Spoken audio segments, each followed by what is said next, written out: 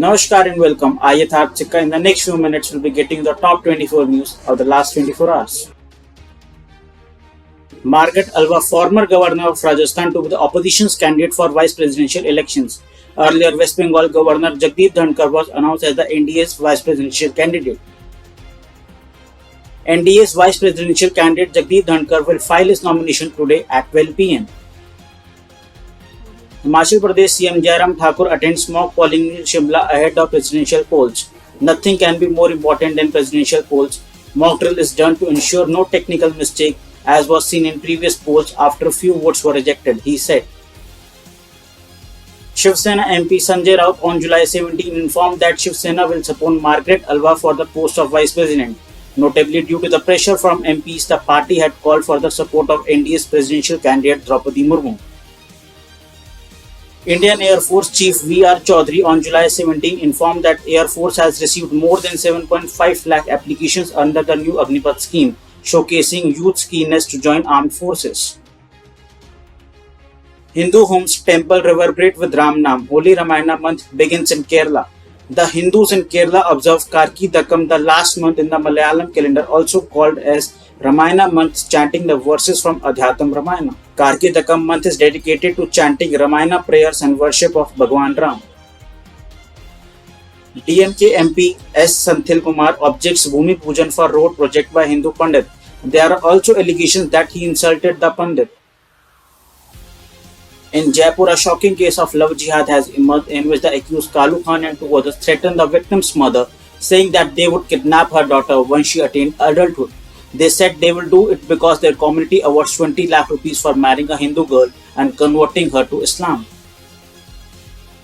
After the horrific murder of Hindu tailor Kanhaiya Lal, two more local Hindu traders of Udaipur received Sar Tan Se Juda threat for supporting Nupur Sharma. A day after Gujarat SIT probing charges of fabrication of evidence linked to 2002 Gujarat riots stated that the accused were part of a larger conspiracy to destabilize the then state government led by Narendra Modi, and Teesta Setalwar has received Rs 5 lakh at the first instance at the behest of Ahmed Patel.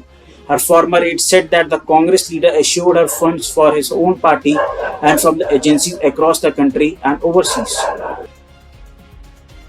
Hindu minorities attacked in Bangladesh amid rumors of alleged Facebook posts slandering Islam. Their homes were set on fire during the Friday commune attack on properties owned by Hindus in Shahpara area.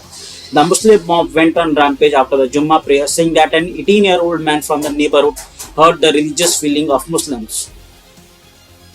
Minority organizations of Bangladesh under the leadership of Bangladesh Hindu Buddha Christian Unity Council held nationwide protests demanding a separate commission for minorities, anti-discrimination law and protection of religious properties of minorities. Indigo Sharjah Hyderabad flight was diverted to Karachi due to a technical problem on July 17 after pilots observed defect in one of the engines. Notably, on July 14, Indigo's Delhi Vadodara flight was diverted to Jaipur out of precaution as vibrations were observed in the engine of the aircraft. Civil Aviation Minister Jyotiraditya Scindia directed the officials in a high-level meeting that there should be no compromise with the passengers' safety, adding safety is a paramount priority. A PIL has been moved to Delhi High Court seeking direction to the centre and concerned authorities to stop the operation of SpiceJet airline, stating several incidents of technical glitches have taken place in the aircraft recently. Raising security concern, the plea also sought direction to compensate the fare charges to passengers who have faced the threat of life during the journey and had faced mental trauma of fear of death. Young Indian Grandmaster R. Pragnanda wins Parasin Open A Chess Tournament 2022. PV Sindhu captures Singapore Open 2022 Women's Single title, defeats China Wang He in final. Sindhu won the summit clash by 21-9, 11-21, 21-15. Union Sports Minister Anurag Thakur congratulates PV Sindhu on behalf of the country and government. Thakur said PV Sindhu has again uplifted pride and honor of the tricolor by clinching Singapore Open. Bhilwara police arrest 5 over death threats to man for supporting Nupur Sharma. As per reports, Ayush Soni received Sar Tan se juda threats after he allegedly shared a social media post supporting former Bharatiya Janata Party spokesperson Nupur Sharma. The union government has called an all-party meeting on July 19 on the Sri Lankan crisis, which will be briefed by Union Minister Nirmala Sitharaman and S. Jaishankar. Supreme Court to hear the pleas filed by both the factions of Shiv Sena on Maharashtra political crisis on July 20. A bench of Chief Justice of India N.V. Ramana, Justice Krishna Murari and Hemant Kohli will hear the pleas filed by Uddhav Thackeray-led camp and the Eknath Shinde camp.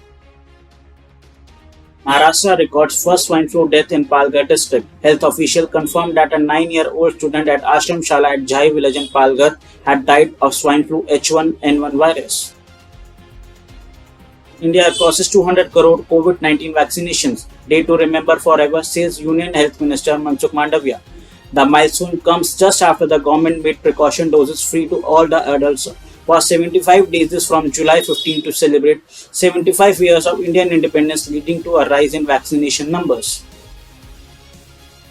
India logs 20,044 new COVID-19 cases and 56 deaths in the last 24 hours. Active cases now comprise 0.32% of the total infections, while the national COVID-19 recovery rate was recorded at 98.48%. We will be back with news at 9 tomorrow. Till then, stay safe, stay healthy, and do not forget to like and share the video and subscribe to our channel.